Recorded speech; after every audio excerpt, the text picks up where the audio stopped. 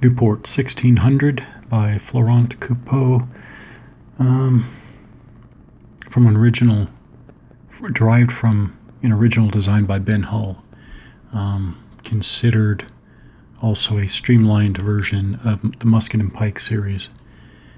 This game was published in Vivictus 105.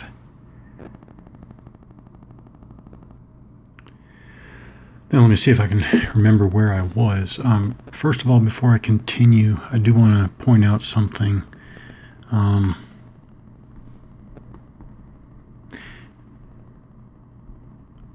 think there were interception markers in the original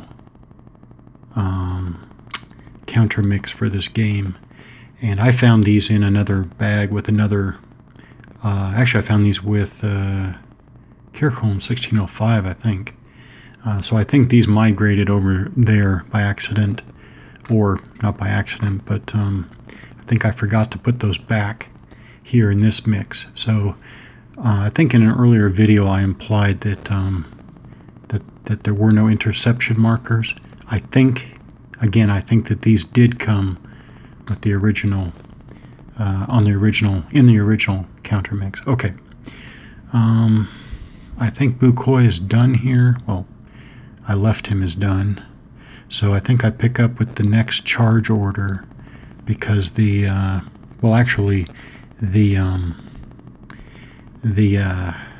Dutch do have Fera under a charge order, but he's done because I think he successfully preempted. So he's not available. He's done. So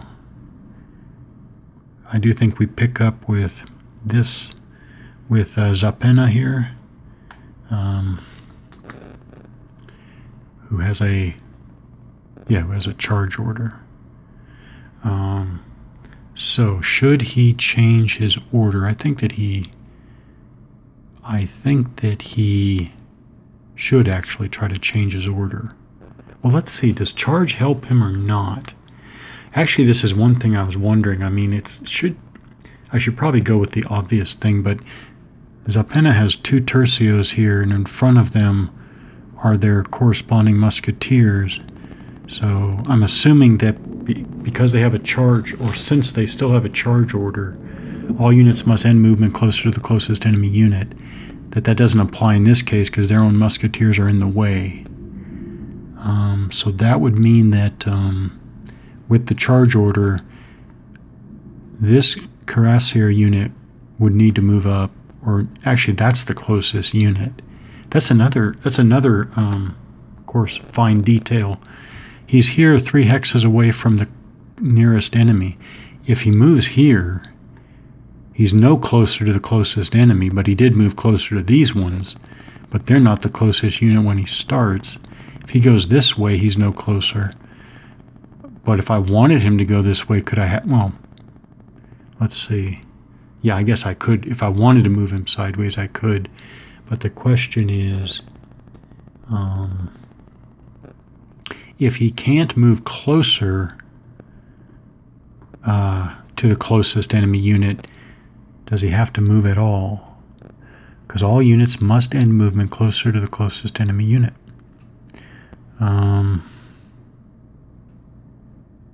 Yeah. Not nobody, because the disorganized musketeers there, they could rally. But otherwise, Zapena's command or formation wing is in good condition. So, well, I guess another way to look at it is, does it matter? Nah, I guess it doesn't matter. Well, I guess he'll try to change his order to march, and then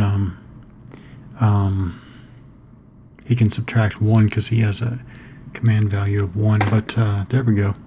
2 minus 1 is 1, which is easy to go from charge to march. Well, actually, yeah, he did fine. 2 or less to go to march. So he does change to march. Then what?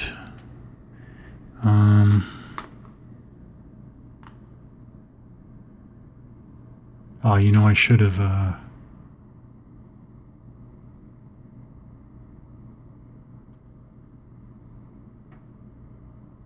I should have...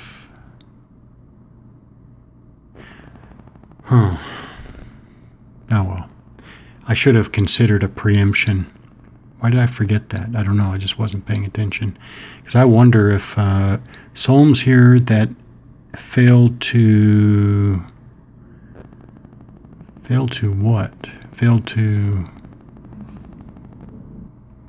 Okay, the rules specifically answered my question. So he's marked with no continuation because he failed to preempt before. He failed a preemption attempt. And it specifically says a wing commander marked no continue may not attempt a preemption. So even though it's Zapena's activation, Solms could not preempt, but I could have tried with Temple.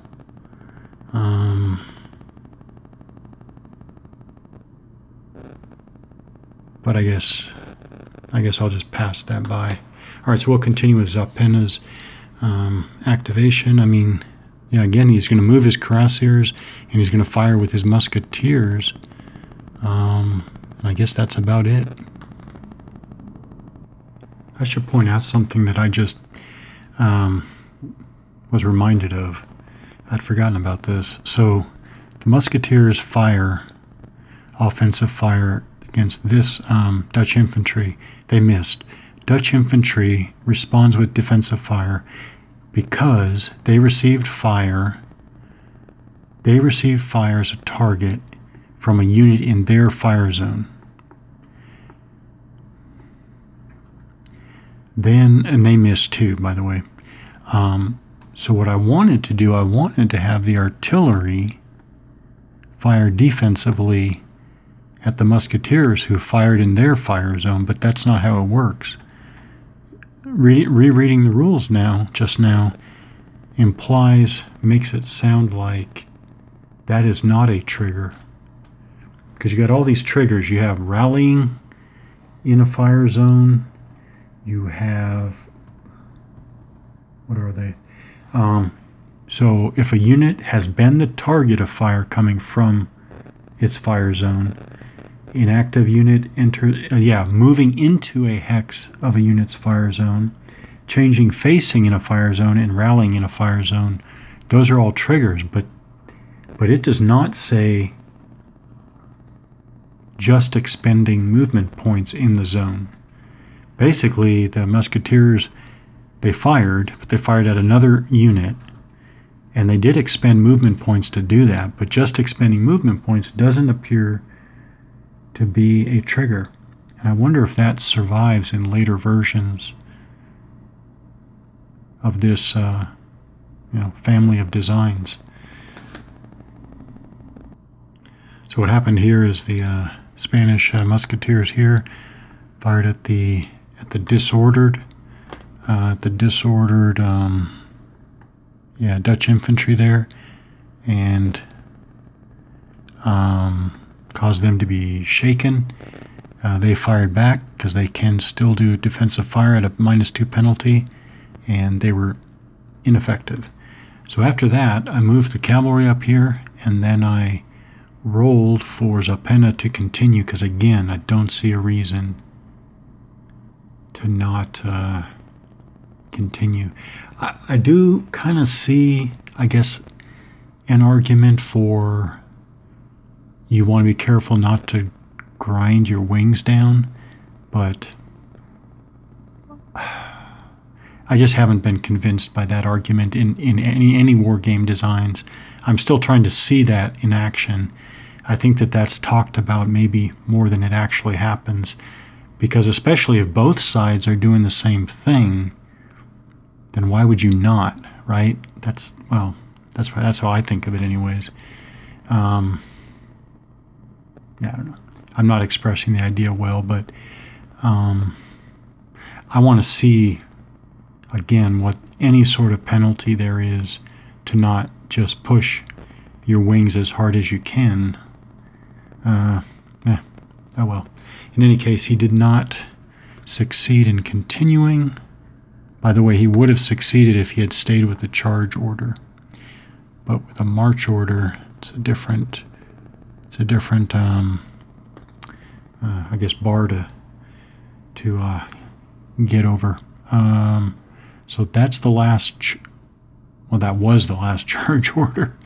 So now what we have is the Spanish have one march order, but the Dutch have two march orders.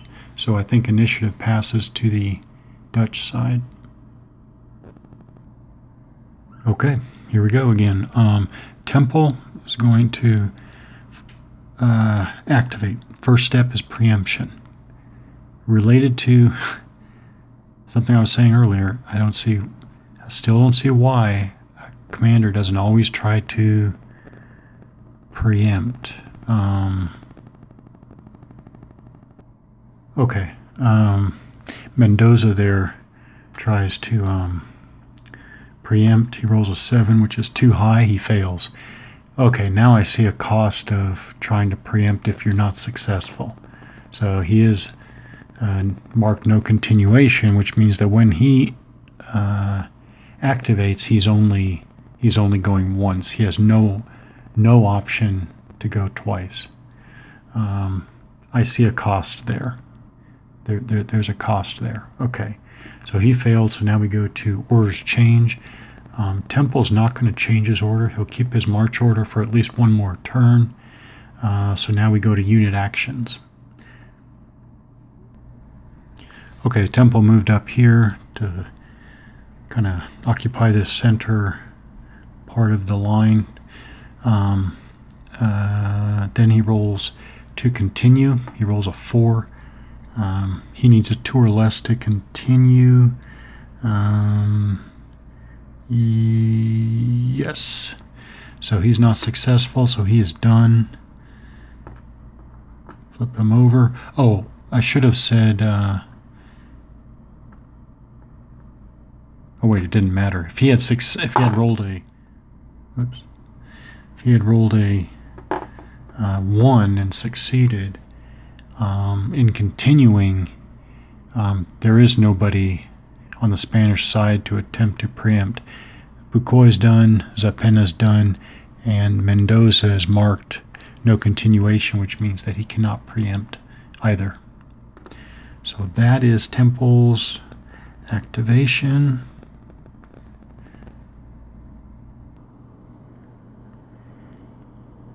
Okay, just something for me to remember. Mendoza, and I may have messed this up earlier. I don't know. I'll just continue on correctly. I mean, with this march order, they cannot move adjacent to the enemy. Units may move, but may not become adjacent to an enemy unit. So, again, I don't know if I messed that up before, but, you cannot make contact with the enemy with a march order.